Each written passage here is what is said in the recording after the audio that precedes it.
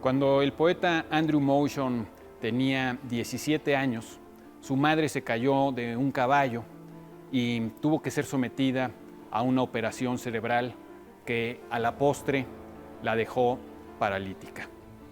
Pudo volver a hablar poco a poco, pero entonces entró en coma. Estuvo durante 9 años luchando contra la muerte hasta que en 1978 falleció.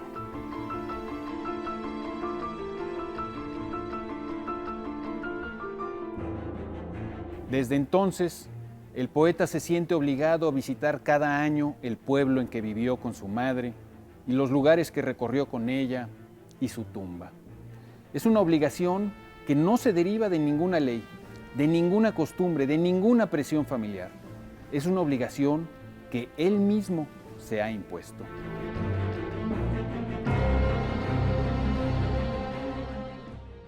Hoy hablaremos de lo que podemos llamar obligaciones y deberes de segunda generación. Me interesan sobre todo casos como el del poeta británico Andrew Motion. ¿Por qué hay cosas que pensamos que debemos hacer pese a que nadie nos obliga a hacerlas? ¿Qué es? ¿Cómo surge? ¿Cómo se adquiere la voz de la conciencia?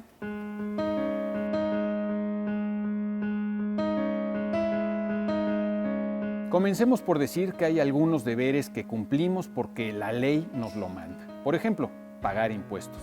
Si no los pagamos, nos exponemos a sufrir algún tipo de sanción o de castigo.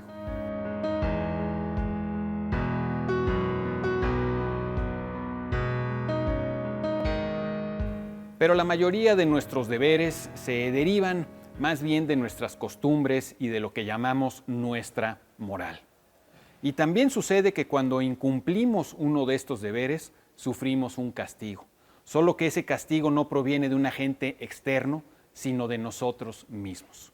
Cuando incumplimos un deber moral, sentimos culpa o vergüenza o algún otro sentimiento negativo.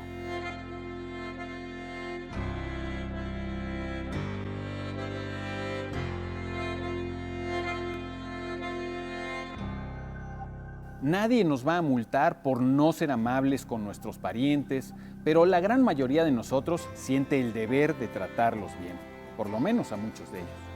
Y tampoco existe castigo para quienes olvidan felicitar a su pareja en su cumpleaños, pero de cualquier manera sabemos que es algo que debemos hacer.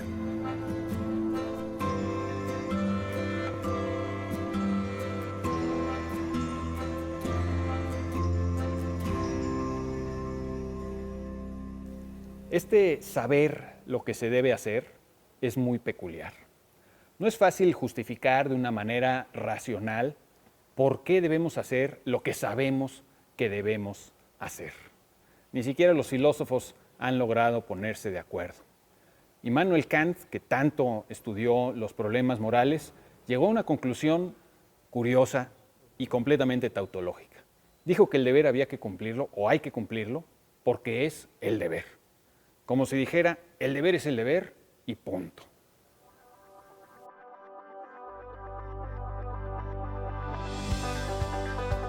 Algo que sin duda sí sabemos es que existe una génesis de nuestra voz de la conciencia y del sentido del deber.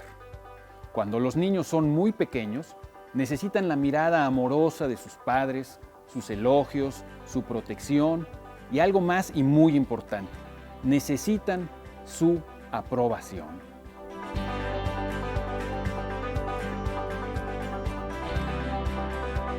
Desde entonces escuchan constantemente a sus padres decir cosas como esto no se hace o las niñas buenas hacen tal cosa. Eso significa que los padres tienen un modelo de cómo les gustaría que fueran sus hijos. Más limpios, más atentos, más cuidadosos, menos egoístas, menos peleoneros, etc.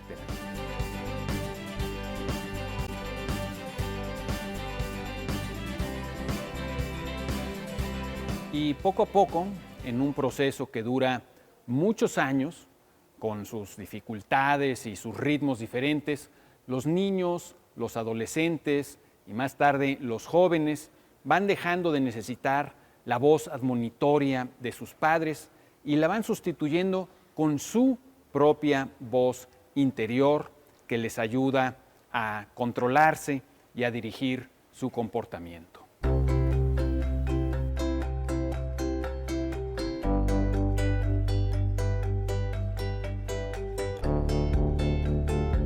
No podemos negar que los padres tienen una autoridad a la que no deben renunciar. Esa autoridad es esencial para el crecimiento de los niños y para la salud de todas las sociedades. Debemos devolverle su valor a esa autoridad y a la propia palabra autoridad, que no goza de mucho prestigio. Autoridad viene del verbo latino augere, que significa hacer crecer, promover, hacer progresar. Tiene un cercano parentesco con palabras como aumentar, autor y auge.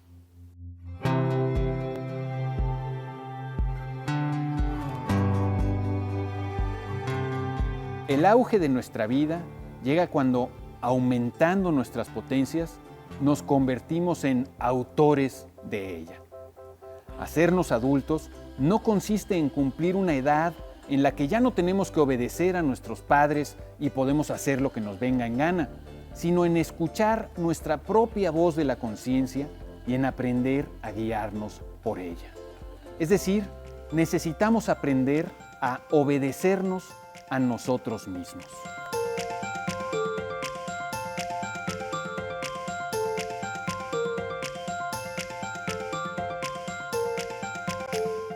Vuelvo a esta expresión, la de obedecernos a nosotros mismos, para subrayarla, ya que es absolutamente central. Werner Jaeger, en su libro ya clásico, Paideia, los ideales de la cultura griega, afirma lo siguiente: el concepto de dominio sobre nosotros mismos se ha convertido, gracias a Sócrates, en una idea central de nuestra cultura ética. Esta idea concibe la conducta moral como algo que brota del individuo mismo y no como el simple hecho de someterse exteriormente a la ley, como lo exigía el concepto tradicional.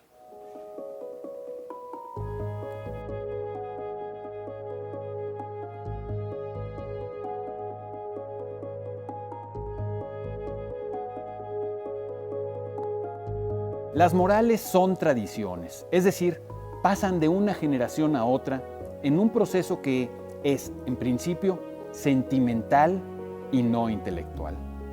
Nos proponen modelos de conducta y nuestros sentimientos nos indican qué tanto nos acercamos a esos modelos o qué tanto nos alejamos de ellos.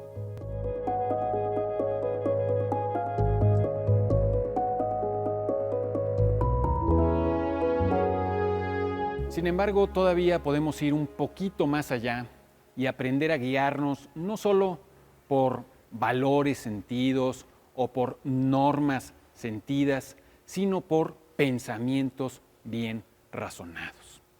Cuando sometemos la moral que hemos recibido a una crítica constructiva y racional, empezamos a actuar de manera ética, plenamente ética.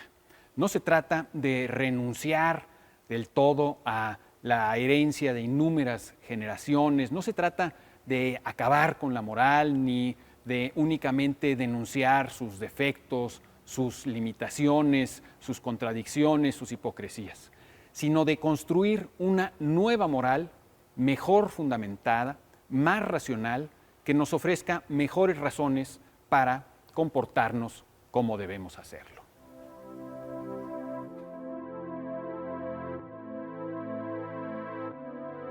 Esto es precisamente lo que nos propone, entre otras muchas cosas sabias, el gran José Antonio Marina en su Ética para náufragos, a la que debemos más de un 20 caído en nuestra conciencia.